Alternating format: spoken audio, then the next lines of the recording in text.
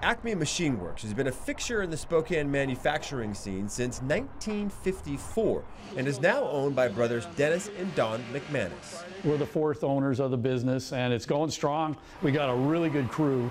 With its 30 employees, Acme designs and builds large pieces of machinery primarily for the aluminum industry. We'll build stacking machines for billets. We'll build casting machines that cast large blocks of primary metal. But these days, about 3/4 of the business is in machining parts for other companies. We'll machine anything. Acme has a variety of CNC mills and lathes to make all kinds of metal parts, like these pumps for Travis Pattern and Foundry. It also has full welding capabilities for customers who need them to weld a part and then machine it. And that's good because it keeps both sections going. Acme's planer mill behind me has a 50 horsepower head. It's capable of cutting chunks of metal up to 40 feet long, 10 feet wide, and 8 feet high.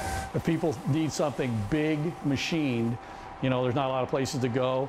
It's, for as old as it is really accurate. McManus says about 80% of the planer mill's work is machining parts for ASC Machine Tools, another local company.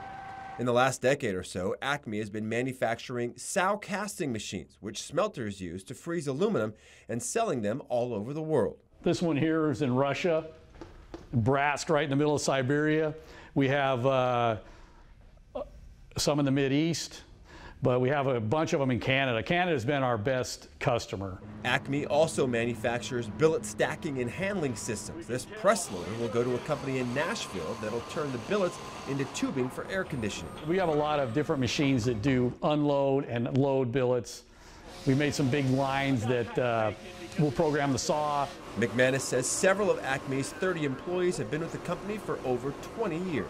It's a great opportunity for people, for young people, to get a job that pays very well. He sees the machining part of the business staying strong in the future, but with many smelters going out of business, Acme will need to find other markets to build machinery for.